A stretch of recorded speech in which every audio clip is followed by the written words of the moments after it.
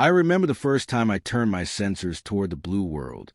It shimmered like a tear against a void, fragile and defiant, wrapped in clouds that danced like breath on glass. We called it Sol 3 then. Later, we learned its true name, Earth, and we spoke it with the same reverence one reserves for a myth that might devour you if you said it too loudly. Our archives had warned us of species like theirs, aggressive, emotional, addicted to conflict. We had seen civilizations collapse beneath the weight of their own power before. Yet none were like them. None combined a thirst for creation and destruction with such reckless grace. Humanity was not merely surviving. It was thriving on the edge of extinction, and we could not look away. The Galactic Concord existed for millennia before their kind ever took to the stars. We built empires of logic, systems of balance. We learned to avoid chaos because chaos had nearly unmade us. To us, peace was perfection, order was holiness, and emotion was a sickness.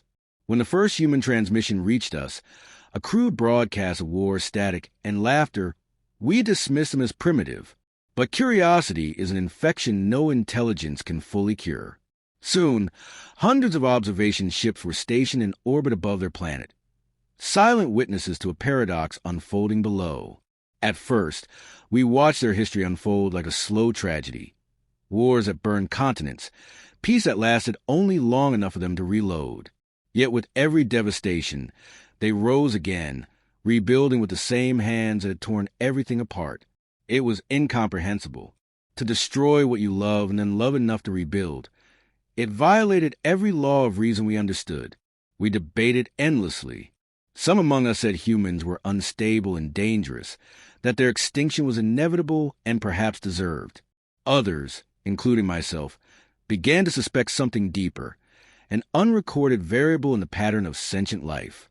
Humanity's instability might not be a flaw. It might be the very mechanism of their endurance. The more I watched, the more that suspicion grew into reverence. They fought their own nature with teeth and fire. Every time death cornered them, they changed the rules of existence to survive. They mastered the atom, then used it to annihilate cities. Later, they used the same knowledge to cure disease and power homes. To us, morality was a constant. To them, it was a weapon they forged and discarded as needed. We learned that they feared oblivion more than pain. Every culture, every era, carried the same hunger, to be remembered. Their art, their wars, their monuments, all screamed into eternity. Do not forget us. I found this both horrifying and beautiful. My species has spent eons erasing memory to escape pain. Humans collected pain, cherished it, wore it as proof that they existed. When our council convened to discuss them, I was chosen to speak as an observer. The hall of mirrors was filled with delegates, beings of light, gas, and flesh, each radiating unease. The consensus was clear. Humanity was progressing too fast. Their technology leapt forward in violent surges. Their digital network spread across the planet like a nervous system preparing to awaken. If left unchecked, they could reach the stars within a few generations. They will destroy us, said the Chancellor of Ra. They will wage war upon the galaxy as they have upon themselves. But another voice rose, a crystalline entity from the archives. Or they will save us, it said. They carry the one thing we lost when we abandoned our wars. The room fell silent. Even the air seemed to hesitate. For eons, we had lived in a delicate equilibrium, afraid to disturb the stillness of the universe. But humanity disturbed it merely by existing. Watching them was like watching fire. Terrifying, mesmerizing, impossible to look away from. I began cataloging their conflicts. Thousands of wars, each more brutal than the last. Yet within those wars were acts of compassion, so profound they fractured logic. Soldiers who carried their enemies to safety, medics who died shielding strangers, children who sang songs amidst ruins. They did not simply fight to win. They fought to protect something unseen, something beyond victory itself. It became clear that humanity did not seek peace as an end goal. Peace to them was merely the pause between purposes. They were defined by struggle. Without it, they fell into despair, inventing new battles, political, ideological, internal. Even their art was war against silence. Every note of their music, every brushstroke, every poem was a battle cry. And then came the signals, faint, distorted, but unmistakable. Beyond the solar system, something stirred. A new presence, vast and cold, moving toward their world with mathematical precision. The Council feared it was a return of the ancient swarm, machines that had devoured countless civilizations in forgotten ages. But to the humans, it was simply another challenge, another war to fight. We watched their governments unify within weeks, a miracle by galactic standards. Nations that had despised one another for centuries signed pacts overnight. Factories lit up like constellations across continents. Fleets were built not to flee, but to confront. I saw them pour their lifetimes, their dreams, their blood into preparation. And I felt something I had never felt before. I felt envy. Our species had forgotten how to feel for a cause. We survived through restraint, not passion. But the humans, they lived in defiance of despair itself. Their leader spoke not of surrender, but of legacy. One transmission haunted me. A human general, standing before his troops, said, "We are all that's left between the dark and the light. If this is our end, let's make it worth remembering." That line echoed through the council chamber for days. Even the most emotionless among us were shaken. They did not seek permission from the stars. They demanded witness. The invasion began sooner than anyone expected. Massive constructs appeared at the edges of their system, black, silent, feeding on energy and matter. Our ships, cloaked and observing, remained hidden. The humans never saw us, and yet, in their strange way, it felt as if they knew we were there. They sent probes toward the void, messages carried on beams of light. To whoever watches, we will fight, not because we are fearless, but because we must. I remember that transmission vividly. It was not a plea for help. It was a declaration. And for the first time in my existence, I felt fear not for myself, but for what they were about to become. Their fleets launched within days. Crude engines, unrefined armor, and yet the coordination was almost biological. Entire continents synchronized like neurons in a brain. They moved with purpose, driven by something no machine or council could replicate: conviction. Even as the first waves of the enemy obliterated their outer defenses, they adapted mid-battle, learning, countering, sacrificing. The alien mind cannot comprehend such unity born from chaos. To us, order precedes success. To them, success emerges from chaos. The more they were broken, the stronger they became. Reports flooded the Concord, horror mixed with admiration.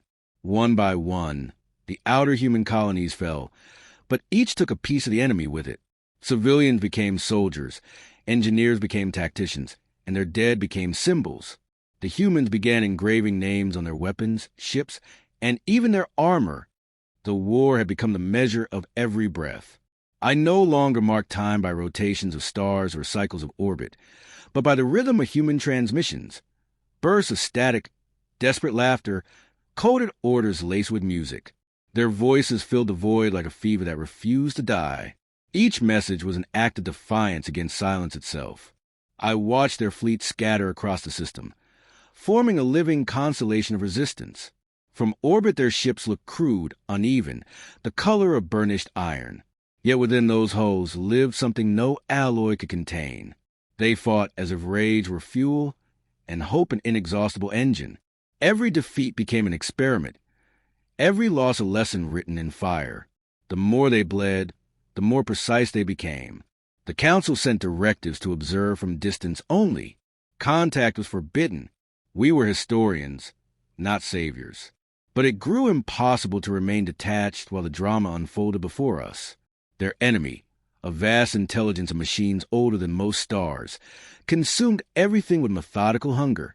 Where it passed, life ended.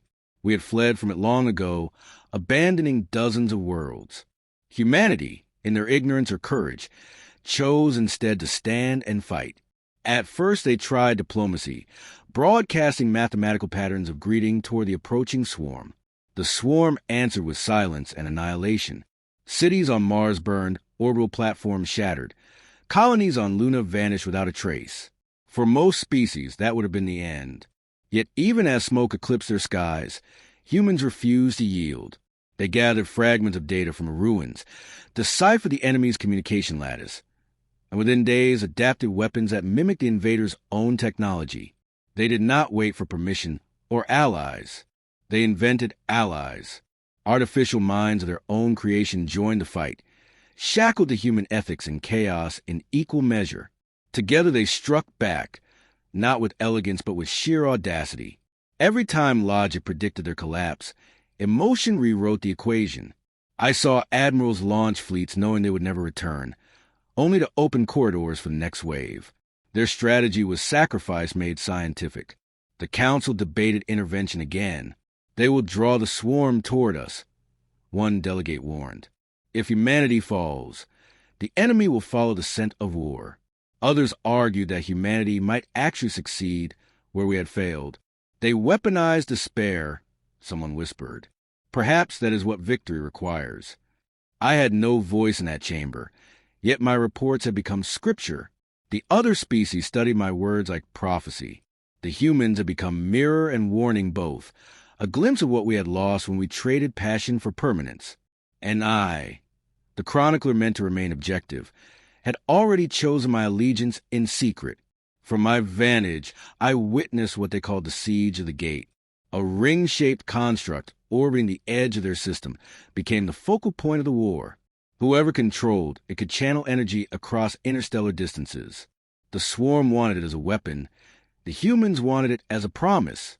For months the battle raged, a ballet of fire and debris. I counted the hours by the pulse of detonations that turned night into endless dawn. The humans began to fight differently then, quietly, efficiently, with a kind of grim serenity. They no longer screamed into the void.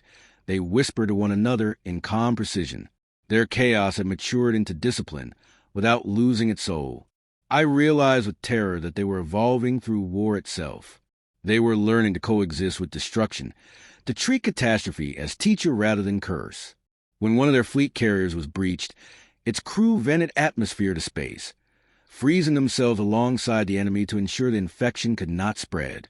Another vessel rammed the swarm's central node, detonating its reactor in an act of mutual extinction. I recorded every gesture, every self-inflicted wound, and found poetry in the mathematics of their ruin.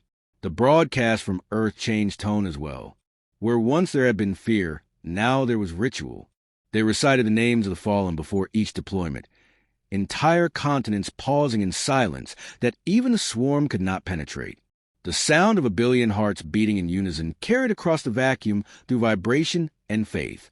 I realized then that humanity's greatest weapon was not their technology or numbers. It was their refusal to allow death to end them. Each life lost was absorbed into collective memory, transformed into momentum.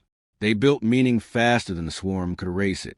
No data core, no algorithm, no archive could compete with the simple human habit of remembering. Still, the cost was staggering. Half their population vanished within months. Oceans turned black with ash. The sky itself dimmed from particulate burn. Their home world resembled a funeral pyre visible from orbit. Yet inside that inferno they constructed new foundries, new fleets, new hope. They treated apocalypse as infrastructure.